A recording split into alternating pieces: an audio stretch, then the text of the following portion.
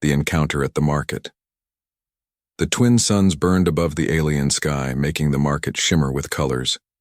Creatures of all shapes moved between stalls, some with wings, others with tails. The air smelled of sweet spice, hot oil, and something strange Jake couldn't name. Jake, a human explorer, walked through the crowded alien market. He had been traveling the galaxy for years, looking for old tech and trade goods. His brown jacket was dusty, and his boots were worn. But his sharp eyes missed nothing. He kept to himself, checking small gadgets and strange fruit. The local aliens didn't trust humans much. Most gave him cold looks or avoided him. Jake didn't mind. He was used to it. Suddenly a child's voice rang through the air. "Mom, look, it's my dad." Jake froze.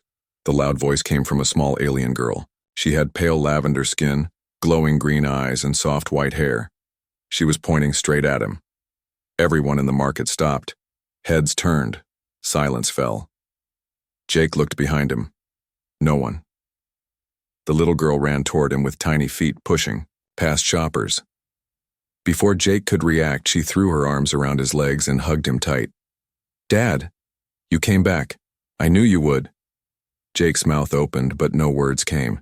He looked down, confused and stunned. "Wait, what?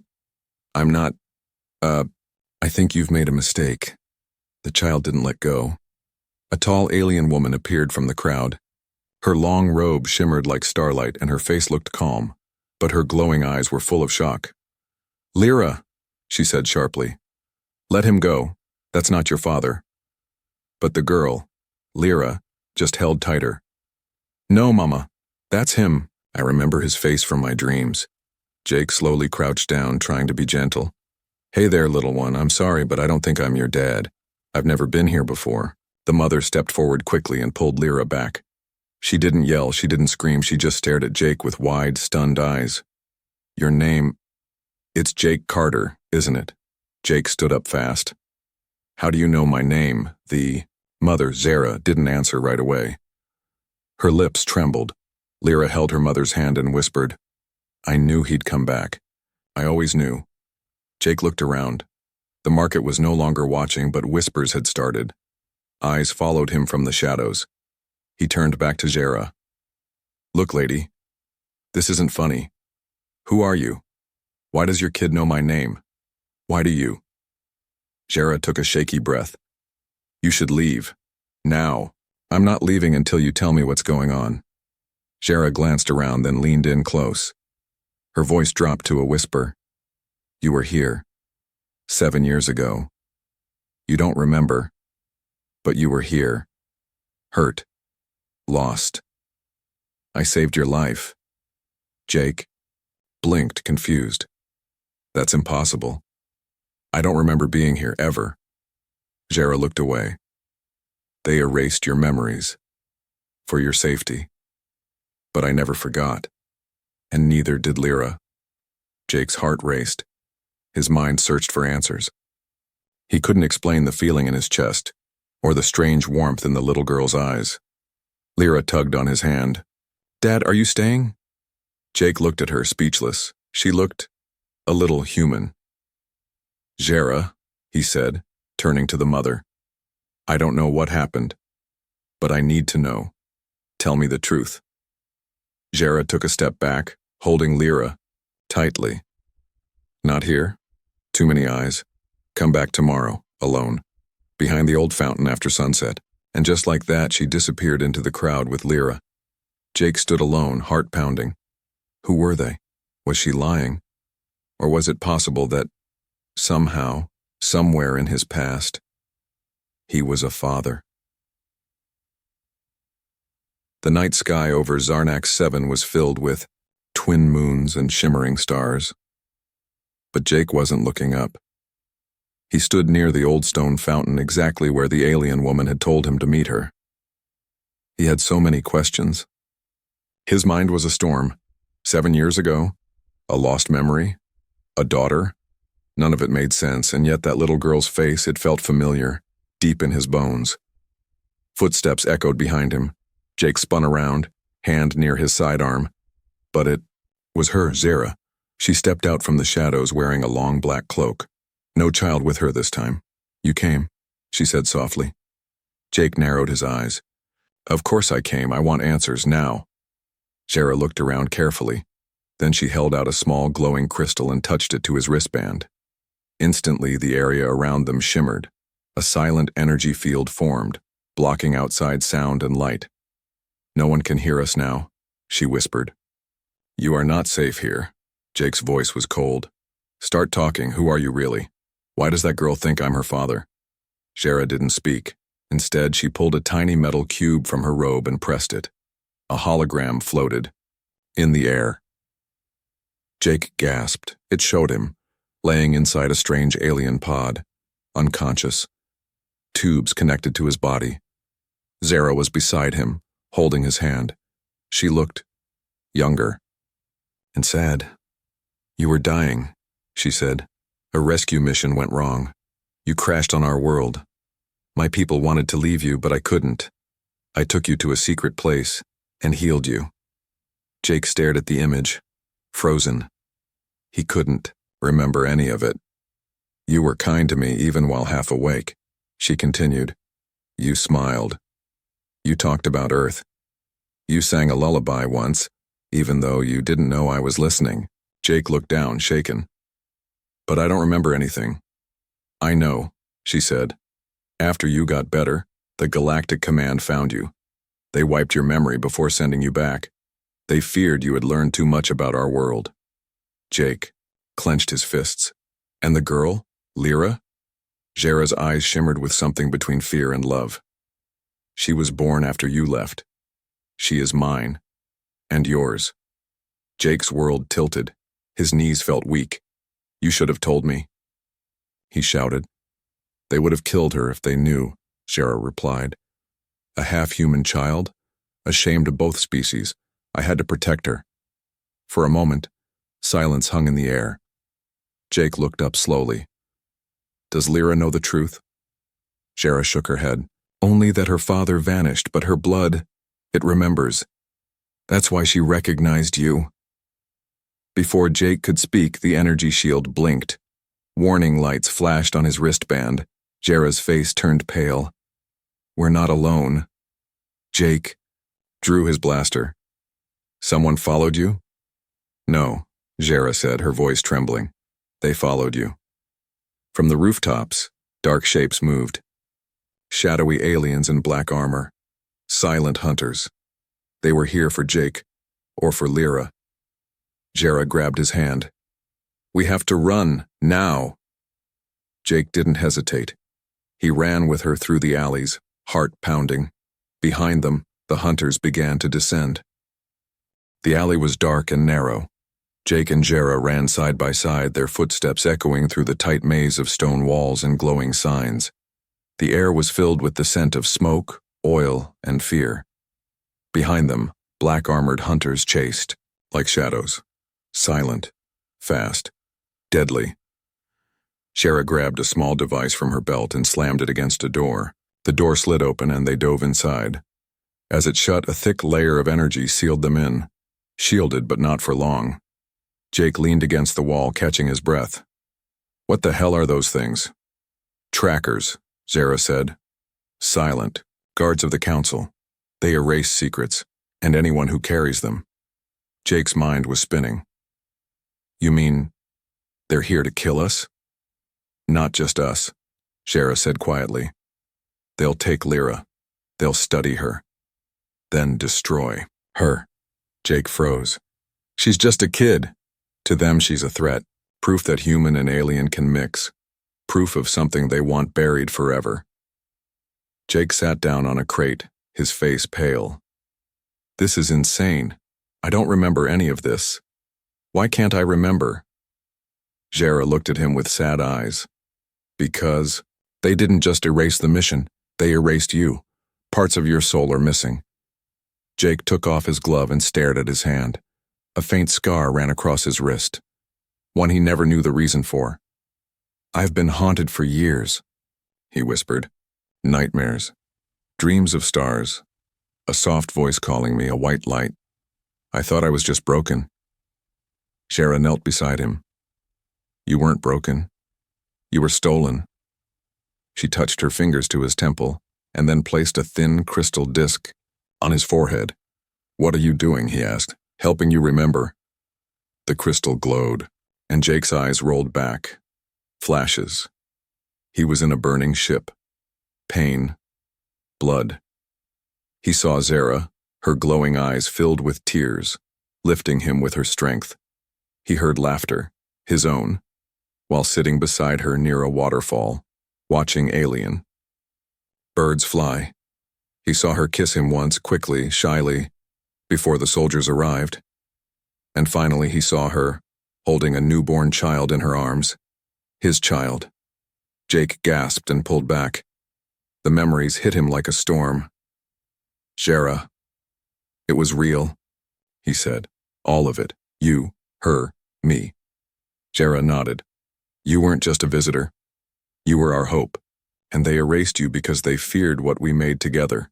Tears burned in Jake's eyes. I had a family, and I never knew. A loud bang hit the door. The trackers had found them. We have to go, Shara said. There's one place left that can help us, but it's far and dangerous. Jake stood, his voice steady. Take me there. I'm not leaving without my daughter. Another explosion rocked the wall. Jake looked at Shara. This time, I'll protect you.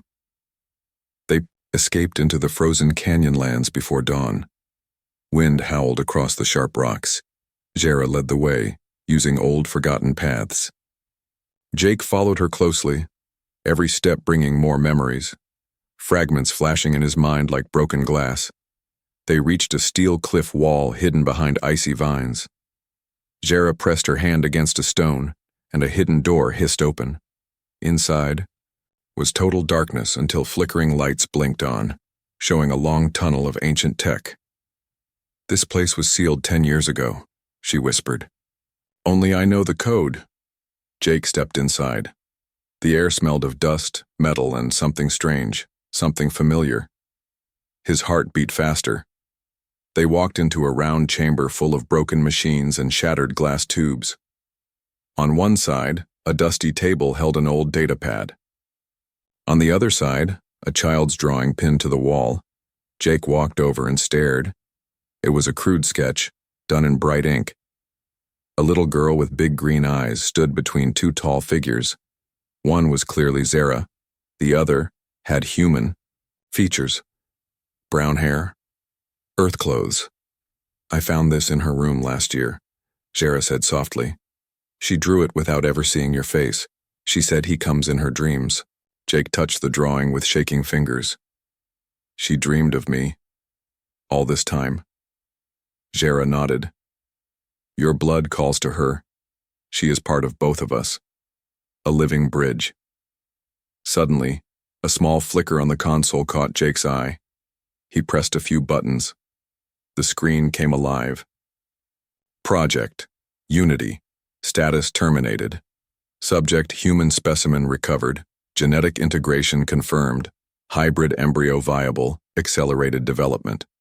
Begun. Jake stepped back. They used me in an experiment? Shara's voice was low. At first, yes, they wanted to test human DNA. I was assigned to monitor your health, but when the others gave up on you, I stayed. I protected you. She hesitated. I loved you.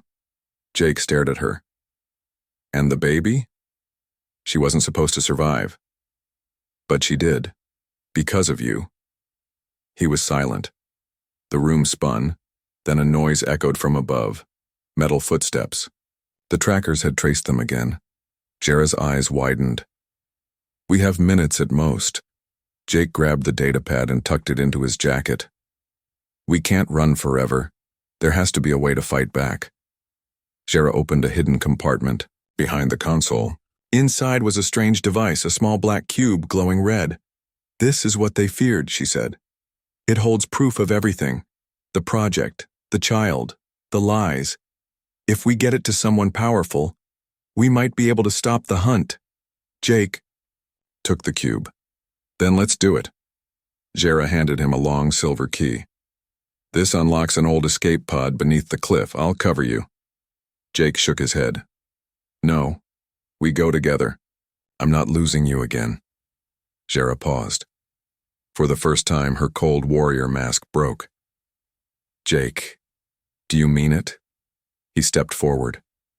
Yes. I don't just want to save our daughter. I want my family back. Suddenly the ceiling cracked. Explosions. Above. Dust rained down. Jake grabbed her hand. Run! They raced through the back tunnel as the hidden lab collapsed behind them, and this time, Jake wasn't just running for survival, he was running home. The old escape pod shot out of the high cliffside with a loud blast, diving deep into the clouds below. Jake gripped the seat handles as the small ship shook from side to side. Jera sat beside him, her eyes closed, focusing. Between them, the glowing cube pulsed slowly, like a heartbeat. Where are we going? Jake asked. An old friend, she replied. A rebel scientist, she can confirm everything. Lyra's blood, your DNA, and what they've been hiding from the galaxy. Jake looked out the window. They'll never stop hunting us. Jera nodded. That's why we need truth. The truth makes them afraid. An hour later, they landed on a cold, foggy moon. It was quiet, almost lifeless. Cracked buildings and dark towers stood in silence. Jera led him underground, past forgotten corridors and blinking security lights. Finally, they reached a lab. Inside stood a tall, gray-skinned alien with 4 arms and lenses for eyes. You brought him? The alien hissed. Jera nodded. I trust him. Run the test. Jake rolled up his sleeve without hesitation. Take what you need. The alien scientist took a blood sample and placed it next to another, a small vial with green-pink plasma. Lyra's. Blood. The machine buzzed. Lights blinked. After a few tense seconds, the screen displayed the results. Genetic match. 99.98% confirmed. Subject is biological father species. Hybrid. Human and Lyrenian trait. Stability. Exceptional cognitive. Potential. Above classified levels. Recommendation. Secure immediately. Threat level. Critical. Jake read the results again. His heart stopped for a moment.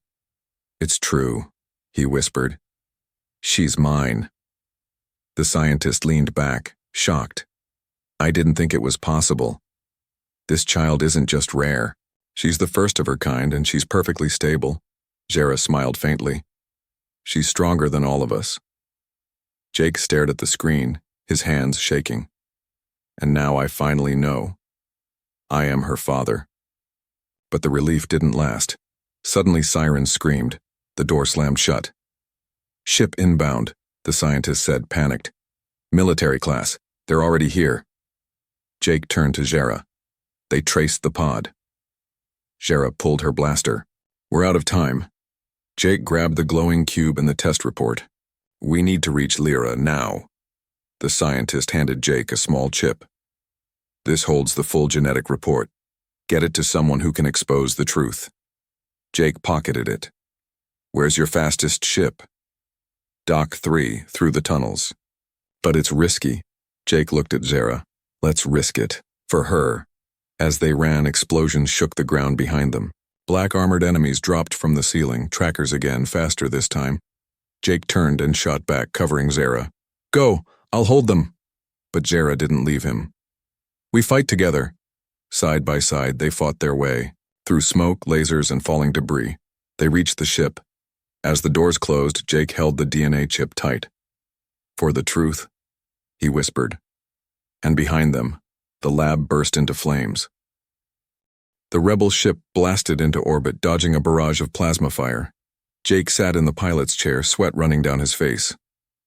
Behind him, Jera was wounded, her arm scorched, but she kept her eyes open. We have to reach her, she whispered. Lyra is in danger.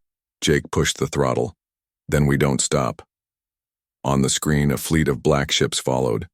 Council warships, fast, armored, merciless. Jera pointed to a star map. There's a gravity tunnel near Zarnon 3. If we jump through it, they can't follow. Jake smiled. A shortcut through a death trap. Sounds like Earth roads. Jera chuckled weakly. As they neared the tunnel, enemy ships closed in. A tracker. Ship locked onto them. "Jake!" she shouted. "They've activated a disruptor field. They'll shut our engines down." Jake gritted his teeth. "Then we fly manual." He flipped every switch to override, guiding the ship through instinct. Alarms blared. The ship shook violently as they entered the swirling gravity tunnel, like flying through a storm inside a tornado. Outside, lightning danced between spinning space rocks. But Jake didn't stop. Inside the storm, he saw a memory. Lyra laughing, holding his hand, her tiny voice calling him Dad. His eyes focused, his hands steadied. They shot through the tunnel just as the council ships were pulled into the gravitational spiral behind them. Silence. They made it out. Jera leaned back, gasping. You're better than I remember." Jake looked at her. "I'm better because I remember." They set course for the secret colony where Jera had hidden Lyra, a tiny moon, shielded and silent. But something was wrong. As they neared the surface, Jake saw it. Smoke. Fire. Buildings were burning. "No," Jera whispered. They landed fast. Jake leaped out of the ship, blaster drawn. The village was in ruins. Survivors were few, and among them, a young alien child with tears running down her cheeks. "Dad!" Lyra screamed. She ran into Jake's arms, sobbing hard. "I was so scared." Jake held her tight, holding back tears. "I'm here now. I'll never leave again." Jera joined them, her face broken with grief and joy. But then a click, a gun cocked behind them. Jake turned. A tall alien commander stepped out, armored and cold. "You've made too much noise, human," he said. "You and your freak child end here." Jake stepped in front of Lyra, shielding her. "If you want her, you'll have to kill me first."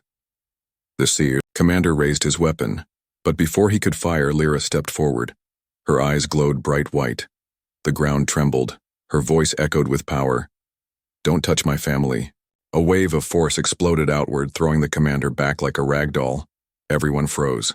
Jake stared at her in awe. "Lyra." "What was that?" Jera knelt beside her, tears falling. "She's awakened." Jake looked at his daughter. Not just half human, but something new. Something powerful. Something the galaxy had never seen. "She's not a mistake," he said softly. "She's the future." Smoke still rose from the ruined colony as Jake held Lyra in his arms. Jera stood beside them, her robe torn, eyes locked on the distant trees where the wounded commander had vanished. "She awakened too early," Jera said. "The power inside her, it's too much for one child." Jake looked down at his daughter. Her glowing eyes had faded now, replaced with soft green. But something had changed. The air around her was calm, but filled with energy. "She saved us," Jake said. "She's stronger than anyone I've ever known."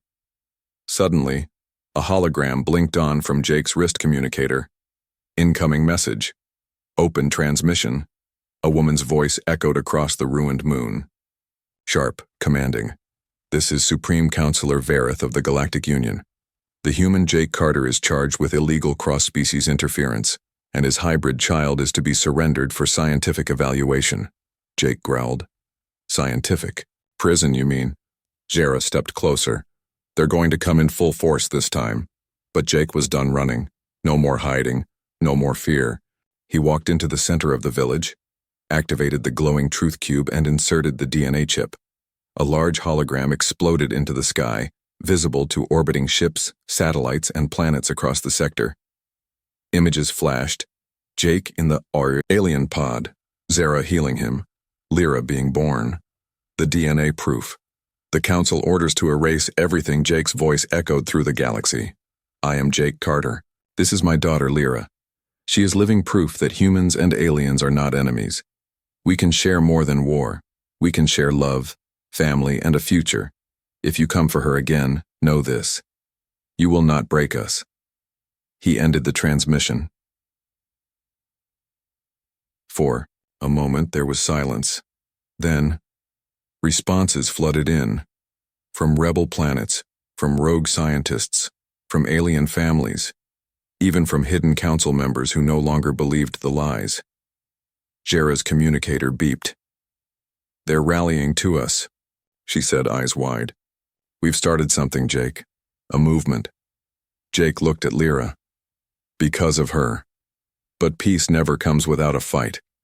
Enemy ships appeared in orbit. Dozens of them, heavily armed. Jera raised her weapon. Jake picked up his old Earth rifle, and Lyra stood between them, small but no longer afraid. "She's the key," Jera whispered. "They want to take her, but she's already changed the galaxy." The first strike hit the edge of the colony, and then, a miracle. Ships dropped out of hyperspace, rebel fleets, smugglers, even alien families flying old transports, ready to defend the hybrid child who gave them hope. A full-scale battle broke, out in the skies. On the ground, Jake fought like a warrior, shielding Lyra as they moved through fire and chaos. Jera fought too, fast and fierce. But in the middle of it all, Lyra walked forward, hands glowing. She touched the ground. A wave of energy surged up into the sky, not to destroy but to shield. A massive force field wrapped around the moon, pushing enemy ships back. The sky fell silent, and then, retreat. The enemy ships pulled away. Jake fell, to his knees, stunned. Jera caught Lyra as she fainted. "She saved us again," Jake whispered. Later, when things had calmed, a new council was formed. Jake, Jera, and Lyra were at its center, not as soldiers or criminals, but as a family who dared to love across borders. Jake stood on a new podium, his daughter beside him, her hand in his. "We were never meant to fear each other," he said. "We were meant to become something greater. This is only the beginning." And across the stars, the galaxy listened.